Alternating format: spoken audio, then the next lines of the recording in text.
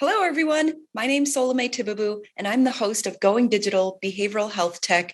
And I'm really excited for our session today with Renee Cruz from American Foundation for Suicide Prevention. Thank you so much, Renee, for being here. We're so excited to support the American Foundation for Suicide Prevention for the 2022 Going Digital Behavioral Health Tech Conference, and just really appreciate your partnership and this opportunity today. To get started, maybe you could do some brief introductions. If you could just tell us about yourself and the role, please. Sure. So hello, it's so wonderful to meet you all here today. I'm really looking forward to deepening of our partnerships and new collaborations.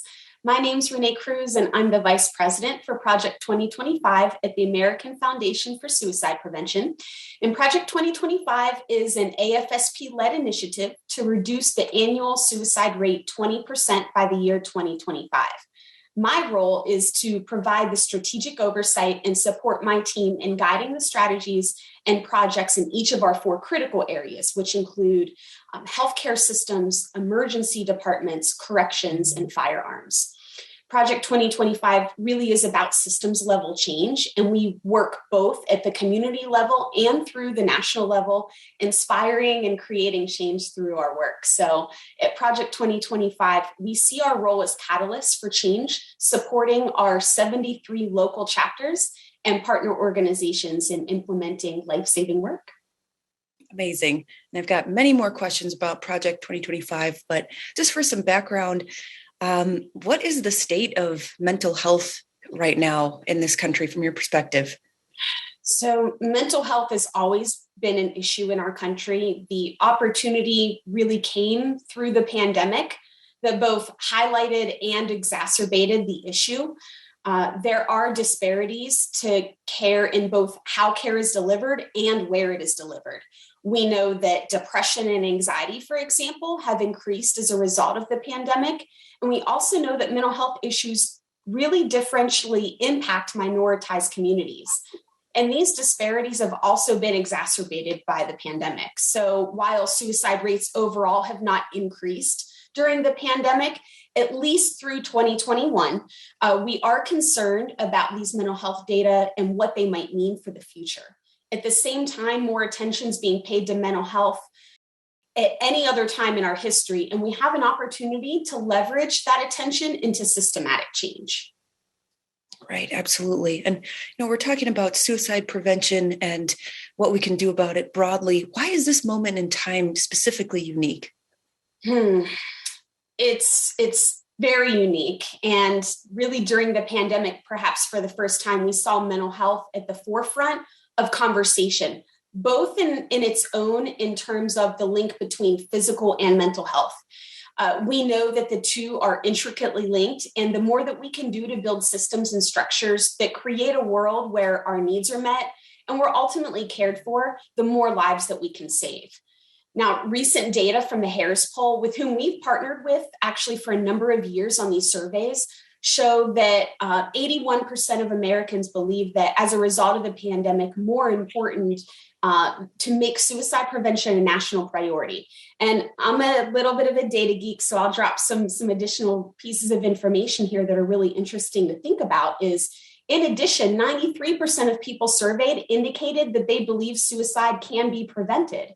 And that's incredibly encouraging. And we also found that 69% of people indicated barriers to discussing suicide with others, which included a lack of comfort and knowledge. And that's a critical gap that we aim to fill with Project 2025 and across all the work that we do at AFSP through our voice in change at the national and at the community level. That's really exciting. So without further ado, what is Project 2025? Yes, Project 2025 is our bold goal to reduce the annual suicide rate 20% by the year 2025. Led by AFSP and supported by the CDC, the National Institute of Mental Health, the National Action Alliance for Suicide Prevention, and many, many others. The strategy for the bold goal is to intervene in systems and settings where we're losing the most people to suicide. We did some dynamic modeling based in science and found that the 4 critical areas that I noted, healthcare systems, emergency departments, correction facilities, and firearms, are the settings where we can save the most amount of lives in the shortest amount of time. So together with our local chapters and national and local partners, we're identifying and scaling evidence-based and research-informed programs and initiatives in each of those areas to save lives. That is just so amazing. And everyone who's listening, I'm really excited for you to get more involved, and we'll get into how you can do that. But Renee, you're unique in that you're both very involved with advocacy, but you also address the research to implementation piece. Can you talk a little bit about that? Yes, AFSP as a whole is very unique in this way, and I'd like to highlight a few different pieces of this. So suicide is a complex public health issue, and it requires complex public health-oriented solutions.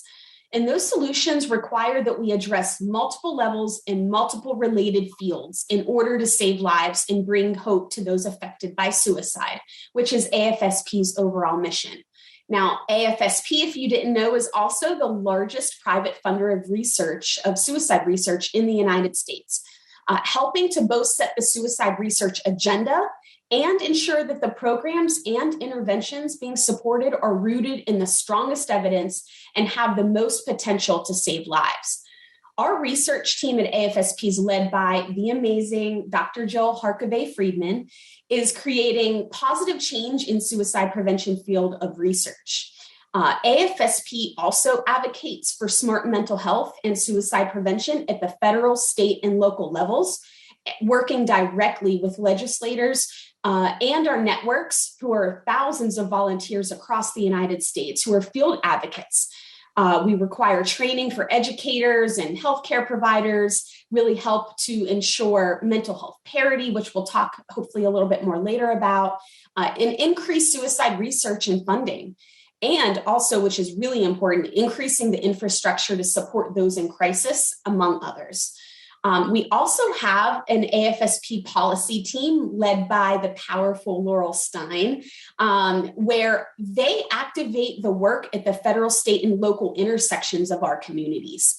AFSP also has a lot of prevention education materials, training educators, healthcare providers, faith leaders, community members, firearm owners, and the larger piece of that is the general public, on how to recognize the warning signs for suicide and effectively intervene. And finally, just want to mention also that we offer support for attempt survivors, those with lived experience, those who have lost loved ones to suicide, through events and walks to support, a directory of support groups, and much, much more. Project 2025 is really rooted into the 4 critical areas, as I noted earlier. And AFSP really as a whole integrates with many lines of business, communities who are pivotal to enhancing and driving our mission and our bold goal.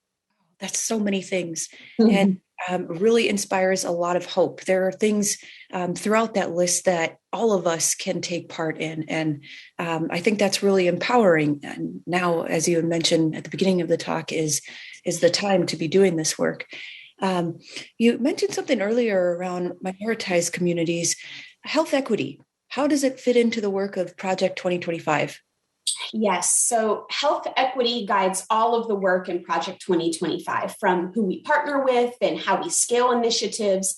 We are also making a commitment that health equity is no longer a footnote in any of the work, that it is integrated throughout all of the work that we do and the work that we support from others.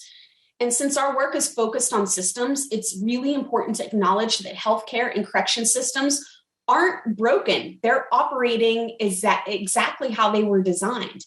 And in many ways, these systems were designed to perpetuate inequity and have often harmed those with mental health conditions or those in suicidal crisis, and especially those from minoritized communities. In particular, the use of the criminal justice and juvenile justice systems to intervene with those experiencing suicidal crises disproportionately impacts people of color, Indigenous communities, LGBTQ plus individuals, and those who are socioeconomically disadvantaged. And really all of those living at the intersections of each of those identities. So such disparities really warrant that those targeted initiatives that are not only feasible, effective, sustainable, and also equitable. So these systems were really designed in this way, but that means we also can redesign them and change these systems to equitably serve those in need. However, AFSP and Project 2025, we can't do it alone. So our collaboration and equitable partnerships are major keys to system change. Those who are leaders in this space can lead the change and support and, what I like to say, give permission to others to take steps to activate the work. And to that end, Project 2025's focus is to identify organizations that are led and engaged by minoritized communities and really endeavoring them and helping elevate their work and support this implementation. And our main role is a catalyst. It's a leader, helping those in those communities implement evidence-based solutions for all those impacted by suicide and those who wish to be more prepared and support the people in those systems. We have a commitment to meet people where they are, not push and not pull, but give them exactly what they need and what they're asking for. You said it really well. Like, we can redesign the system. It is possible. And as you mentioned, it's going to take a lot of work, but it's necessary. And speaking of solutions, how does technology play a role in suicide prevention? It plays several different roles. So I'd like to highlight maybe the services, data, and some additional technologies that I think are important. And just as a background, I have been in healthcare IT in various different spaces for a culmination of probably 8 years or so, and have various experiences both across the government work, payer, provider space. So I have multiple different perspectives of this. And really, the pandemic has highlighted the utility of telehealth services for both physical and mental health. And at the same time, it's also increased equitable access to care for those in some rural communities, those with mobility barriers, and others who may not have had access before. At the same time, we need the legislation and funding mechanisms in place to ensure telehealth continues to be accessible and scalable. There are still areas in our country that may not have the infrastructure to support access. An example such as making phones available to those who can't afford them, or access to the internet. Payment parity is another piece of this work, and it's a big piece. It needs to not only be legislative, but also enforced, and we must hold payers accountable to that law. There is a huge gap between people needing help and people getting help, and we don't want their lack of coverage to be that main reason why they don't seek support. And my experience with payers has been extremely positive. They want the change. They want to support the change. And ultimately, we need as well a legal way of supporting that change while it remains sustainable to their business. Patients who need mental and behavioral health care are more likely to be forced to access of out-of-network care than those who need physical health attention. And if my memory serves me, by 2017, patients were actually 5 times more likely to obtain out-of-network care for mental health and behavioral health care than traditional medical health care. And the result has been increasing death rates in behavioral and mental health care. When medical diseases, you actually see a decrease in mortality.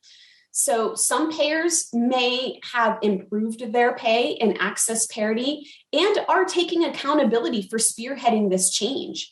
But as a whole, the industry has a way to go. And we have to know how to support those changes. We have leaders in this space who can help set benchmarks for others. And just as we want change, so do the payers. And we have to work together to ensure that we can do it in an efficient, effective, and safe way for all parties involved, while ensuring that the patient remains at the center of that space. Patient-centered care is extremely important to have that as a focus. The other point I want to mention is data. So data infrastructure, really at the state and federal levels, is also very imperative. And we have consistently advocated for increased funding for the National Violent Death Reporting System, for example, to ensure that we're collecting and analyzing solid data to fully understand the scope of the issue of suicide in the United States and identifying what we can do to solve it. So data is one thing, interpreting what we can do to solve it. So data is one thing, interpreting it, and then creating solutions through implementation science is another. This includes also adding non-binary and transgender options and expanding sexuality options to fully capture the diversity of those we're losing to suicide. That's one example, but there are much more, especially around the data infrastructure in the corrections and justice systems is an example as well.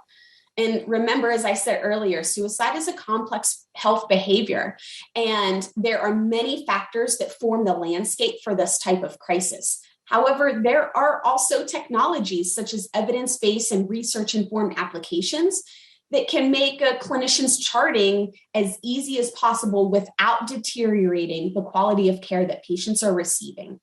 The key is that not every app is treated equal, and really look for ones that use evidence-based and research-informed protocols in their creation and in the use of them. And more importantly, having them integrated in electronic health records. Make it a part of the clinician's workflow is equally as important as getting it as a standard baseline of quality of care to every patient and clinician that comes in contact with. You know, the workforce shortages have really been exacerbated over the pandemic and are projected to continue in the future. And so for reliably safer suicide care and equitable access to evidence-based care, we really must look at technology-assisted care along the way. And I'll give you an example. Jasper Health has a digitized evidence-based care that needs to happen when patients are in suicidal crisis. And what it does is it has this comprehensive assessment, it has lethal means counseling baked into it, safety planning, and psychoeducation from people with lived experience to provide hope and teach skills. Technologies like these are going to be game changers. Absolutely. In each of the categories you just mentioned, it sounds like technology can play a major role, but all of these other components around it, they need to be in place for it to be successful and scalable and effective. And yes, also a Jasper fan. They're going digital speaker and excited for folks to learn more about their work as well. That's fantastic.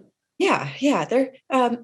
So there's a huge initiative that I want to make sure people understand and are ready for. Can you help us understand what is 988 and how is Project 2025 addressing it? So this summer, 988 will officially become America's mental health crisis hotline number. And it's meant to serve as an immediate resource for people experiencing mental health emergencies like suicide, ideation, seeking addiction support, those experiencing panic attacks, and much more.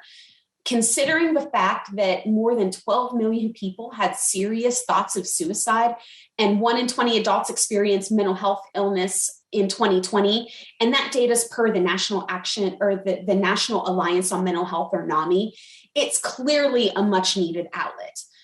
The hope with 988 is that those who are in a mental health crisis will be able to receive fast and safe help. Now, the new phone number is also intended to be an alternative to dialing 911 in a mental health emergency, in which law enforcement is usually dispatched to your home. So people who are in a mental health crisis, they deserve a mental health response, not a criminal justice response. And so with the transition to 988 right around the corner, AFSP as a whole is helping to address what's called the lethal gap in a number of ways. And the lethal gap, I'll just mention, refers to the gap between the National Suicide Prevention Lifeline crisis calls and the people who are acutely suicidal and receiving that effective suicide-focused care. So emergency departments and brief inpatient hospital stays are really insufficient to handle the needs of those in crisis and any mass entry of people into those systems.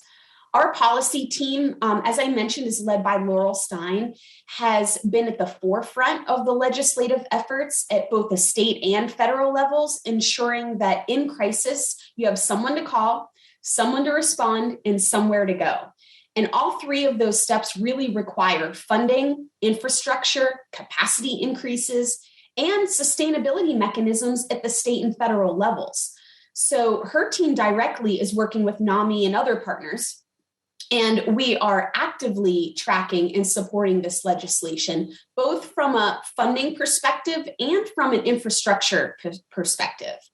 We are also funding research grants on crisis support through our Reaching 20% by 2025 Focus Grant and other grant mechanisms. And we are highly encouraging innovative research to identify and scale evidence-based strategies to support those in crisis. And so in Project 2025, in addition to our collaborations with our policy and research teams, we are exploring innovative on-the-ground solutions to fill the lethal gap in the continuum of crisis response services. There are evidence-based mechanisms that exist and work. We do not have to recreate the wheel, but we do have to multiply those efforts and bring awareness to them. For example, the Hope Institute is an organization in Perrysburg, Ohio, led by Derek Lee, that offers an effective solution where clients receive evidence-based suicide-focused treatment through a combination of CAMS and group DBT skills, evidence-based treatment for suicidal crises. And treatment begins within 24 business hours of referral. So clients are seen in an outpatient setting. They're also seen through secure telehealth visits in a calm, non-stigma related environment. And because the Hope Institute focuses exclusively on suicide, clients are stabilized within an average of 6 weeks, and they can treat over 3,000 clients each year. And even more astounding, I would like to note, is that they are cost effective and rapidly becoming self-funded by taking referrals from this list that I'm about to give you.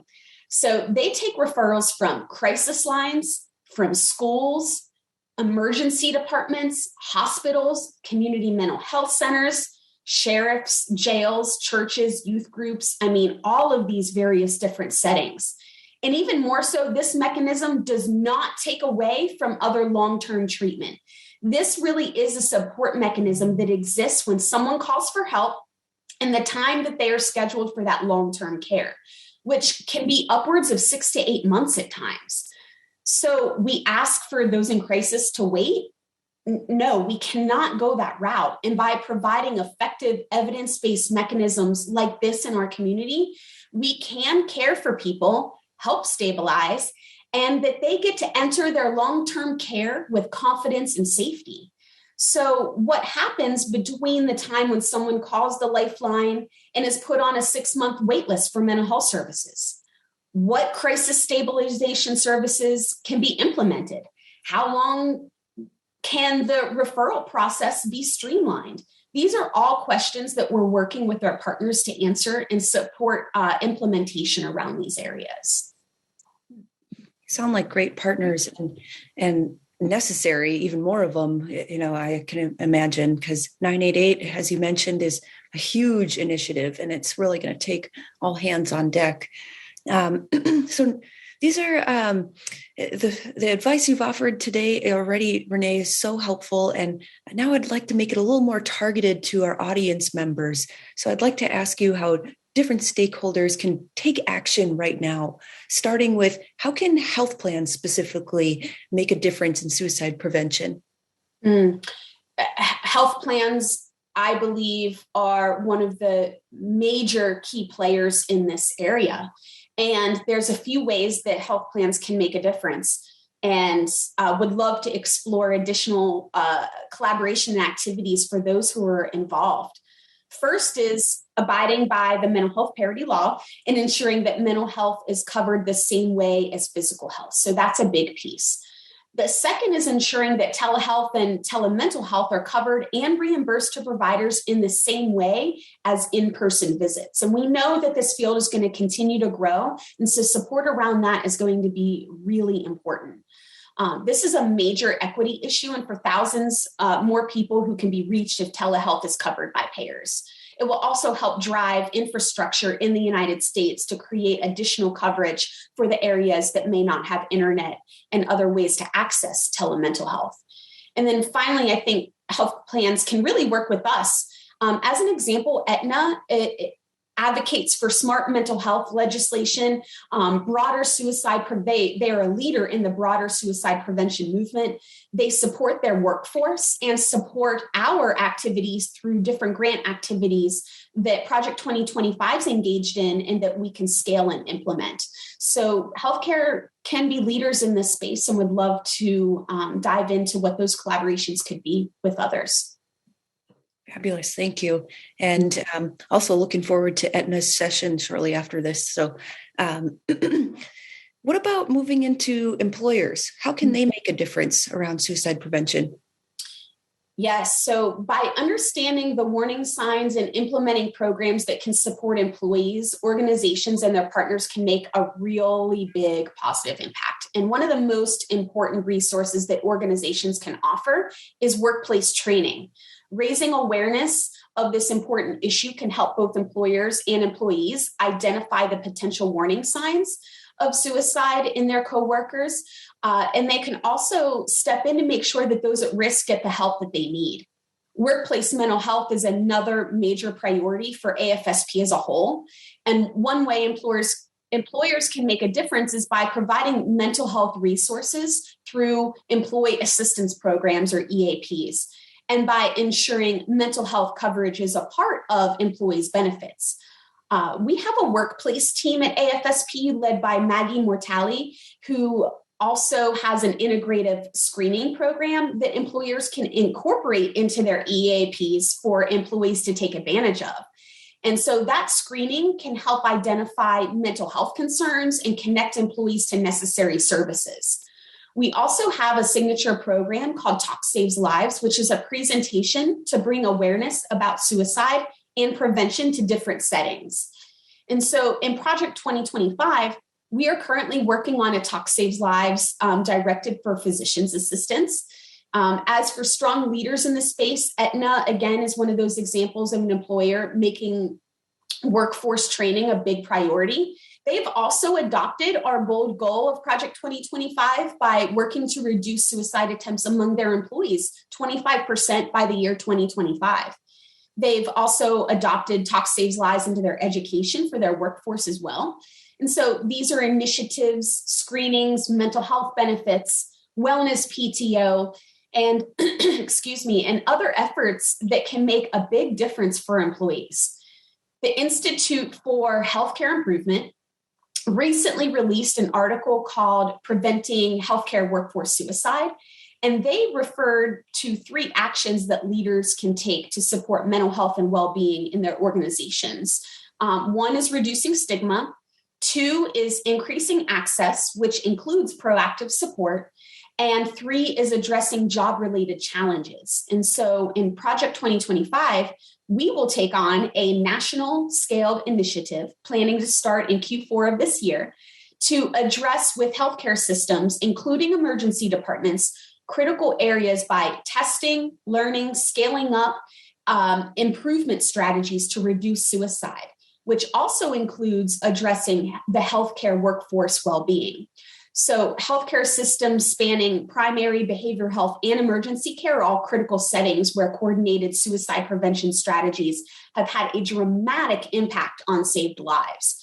And if healthcare systems are interested in making suicide prevention a cornerstone of their patient-centered care or increase their activities as that they may already be engaged in, please reach out and connect with me. And like I said, this is going to be a national, large-scale initiative. And I really look forward to sharing more as we enter into that space. You know, the more that we are aware, and as clinician or healthcare professionals are aware, that door can open and we take in more knowledge. And with more knowledge, we can create an environmental change and a change in behaviors. And that's really what we're looking to do, is create awareness that influences knowledge that can create behavior changes in a positive way. And we're really focused on creating initiatives that focus on individuals and systems can engage in to create change on how we talk about suicide, how we care for those in crisis, how overall we get the best clinical outcomes that we can for our communities and for our workforce. And Project 2025 is the voice of change and the catalyst for that change. And we have to have the commitment of those systems, of those leaders and the people who make up those systems for us to save lives. Our goal is your goal. And is most people's goal here is to create a healthy and informed community. Those are some really great, practical, simple strategies for employers. But I'm also really glad you pointed out providers. Without stating the obvious, providers have faced immense burden throughout the pandemic, and really wonderful to hear these partnerships that you have with health systems. And I would like to just note, you said something very interesting, simple. They are simple, but they are not easy. And so we are here to help support those things. So thank you for bringing that to the attention of everyone. Yes, absolutely. And we've got a lot of digital health companies, telehealth vendors in the audience as well. Everything from the apps you mentioned to EHRs. How can they support suicide prevention? Oh, wow. Yes. EHR vendors play a big role in making comprehensive impact in this space. So if we're making transformation changes in processes without having that reflected in EHR, it becomes destructive in the healthcare environments. And not sustainable. And so ensuring that screening and assessments are integrated and readily accessible, and that the various applications and systems are all communicating with one another is absolutely necessary. And the data sharing and data infrastructure are imperative. And we all know that there are many rules and firewalls kind of around these pieces. So again, not easy. Within and across healthcare systems, the more data that we have while prioritizing patient privacy and equity, the more that we learn about the critical intervention points that we can influence within a healthcare system. And so we are really interested in collaborating with influential EHR vendors to make bigger strides in bringing suicide prevention resources to the forefront of the resources available in those end user pieces and parts of the EHR systems, while supporting clinicians in the difficult work that they do each day. And there has to be a balance of clicks and quality of care because they can affect each other. And I encourage any leader in this space who's interested in doing this work at a large scale and would like to help spearhead this. We are looking for catalysts to help support and co-elevate their voice to reach out to me directly. It's very important. Wonderful. And last but not least, Renee, how can individual listeners prevent suicide? We've got a lot of audience members, and just statistically, many of them are either personally struggling or know somebody. And so really important question, how can they prevent suicide prevention? How can they prevent suicide, but how can they also get involved with Project 2025 and AFSP? Yes, thank you. So the easiest way to make a difference in someone's life is to have an honest, real conversation with the loved ones around you. And if you're worried someone might be struggling, reach out and offer support. There's a myth that you'll tip them over the edge, and that's actually not the case. Your role in those conversations is not necessarily to fix it, but it's to offer a listening, a supportive ear, and express that you are there and present for them. And you can help them navigate and connect them to services if necessary.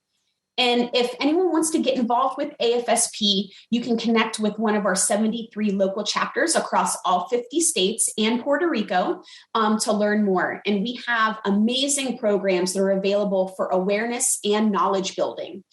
I highly suggest visit afsp.org/chapters to find one near you, and they can also connect with you on the right opportunity and the activities that they have going on. And it's different in each state, which is fantastic. Project 2025 is a systems change initiative. So listeners who are interested in changing their system, supporting and deepening knowledge about suicide prevention in their system, and informing their system about suicide prevention, please reach out. We have two major initiatives coming up this year, one that is youth-centered and the other that is steeped in system change, and would love your participation in making these efforts sustainable, successful, while we're all building towards a healthy community. And I would just like to say, Salome, we have a lot of work to do, and there's always an opportunity that's just a right fit with your organization's goals and strategic plans. And you can also learn more about our work and donate to afsp.org/project 2025. Hey, thank you so much. Everyone, please follow up, get involved, sign up, donate, and thank you. Now is the time to be doing this work. There's a lot of work to do, and we really need everyone's involvement. I appreciate you taking the time today.